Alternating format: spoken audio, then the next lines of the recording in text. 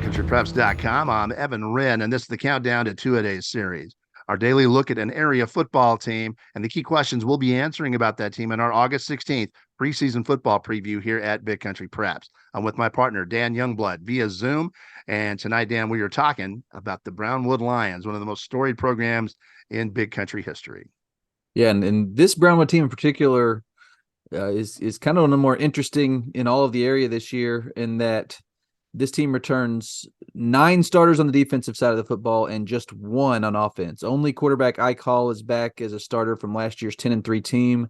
They do have 17 lettermen total in returning, but they lost 21 from last year. So you're going to have youth in certain spots, extreme experience in others. It's kind of an odd deal, and just the dynamic there. But this is a Brownwood team that is, Coach Sammy Burnett has established his program, and they've kind of returned as one of the top premier programs in our area at that level. So it should be another fun season for Brownwood, and just kind of fun to watch how that offense develops as those young guys step into those roles. Before we take a look at the Brownwood Lions tonight, we want to remind you, folks that are on YouTube, please hit the subscribe button and also hit that little bell, so you'll receive notifications each and every time that we do a new podcast here at Big Country Preps. It'll help you to follow along with the remainder of our Countdown to Two-A-Days series, which takes a look at a different area team each day until the onset of Two-A-Days. And also you'll receive notifications on YouTube for our upcoming Wednesday night podcast, which will begin once the season starts. And with that, we'll just go ahead and jump right in, and let's talk about this Brownwood team and some of the questions it has. I mean, the biggest question for me is that offense, just in the fact that you're going to have 10 new starters. I mean, they are starting.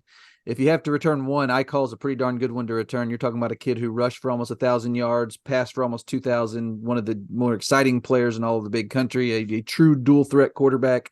But obviously they're going to have a lot of newcomers, or at least first-year starters around him. Just kind of how will that dynamic work? That's going to be interesting. I think there will be a little bit of a learning curve for that offense as kids kind of step into those larger roles and kind of figure out their bearings a little bit. But it should be interesting to watch. That's going to be a really fun process to watch with this team. Well, they do have 17 lettermen back, so the cupboard isn't completely empty offensively. They've got some kids that took snaps last year, so they're young, but they're not going to be going in completely blind offensively. Defensively is my big question. They have 9 starters back defensively from a team that allowed, for a unit that allowed 17 points a game. So with that much talent coming back from what was already a very good defense, can that they'll get enough to will they get enough defensive stops to allow Brownwood, that young Brownwood offense, to be a bit vanilla and not have to take too many chances? As long as Brownwood is sound offensively and doesn't hurt themselves, they'll win the field position battle in a lot of games. Yeah. And the other thing is I call such a playmaker that you're going to make some plays offensively, but yeah, it's going to be interesting to kind of see how that dynamic works, because defensively that should be a major strength for them. Last question, it's in regards to depth. You talked about it with 17 lettermen back. There are kids who weren't necessarily starters last year, but got significant playing time, got valuable experience. But around those, the interesting part to me is you're going to have call-ups from a 9-1 JV team. So kids, it's not a terribly dissimilar situation from what you had last year when they were using call-ups from a 10-0 JV. And I think when you look at those types of JV records fueling these types of varsity records, 10-3 last year, what you're seeing is that Coach Sammy Burnett is building exactly the type of program he said he wanted to build at Brownwood. He is building them back to a program that year in, year out reloads, and that year in, year out puts together really special seasons. And that part's going to be interesting to me is can they keep that going with the 17 returning lettermen combined with those JV call-ups. That's going to be an interesting dynamic to watch. Well, I think the move west helped them as well. Mm-hmm. When they're no longer stuck in District 5 with Stephenville and La Vega and those outfits. So they're out west now, instead of having just an absolute murderous schedule every single week, and it affords them the opportunity to put together some nice records and some fun seasons. So, yeah.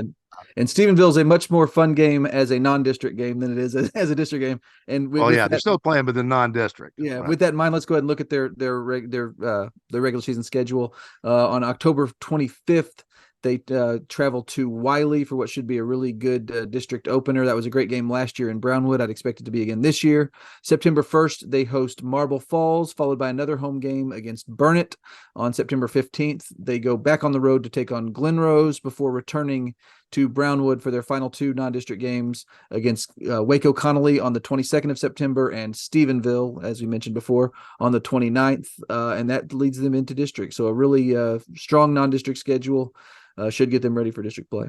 Not a single bye week until November for Brownwood. They play it straight through, and they open district play on October 6th at Big Spring, and what should be an improved Big Spring team. So that could be a challenge there on the road. They've got Lakeview at home on the 13th of October. They've got Estacado on the road on the 20th, and then they close up shop for the regular season on the 27th at home against Andrews, and that's going to be a wild one, typically. Yeah.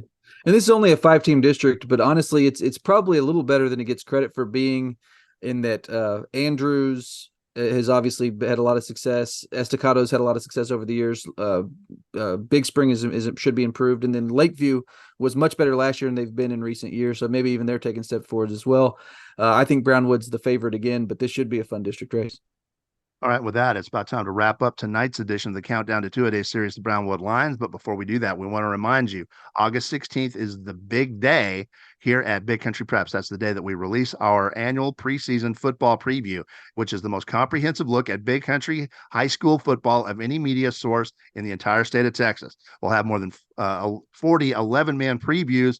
We'll have more than 40 player features. We'll have a 6-man preview. We'll have stats. We'll have predictions. We'll have opinion pieces. We'll have video. It's a ton of information, a ton of material, more than you'll get anywhere else. Please sign up on August 16th. In the meantime, thank you for joining us for this episode of our Countdown to Two-A-Days series.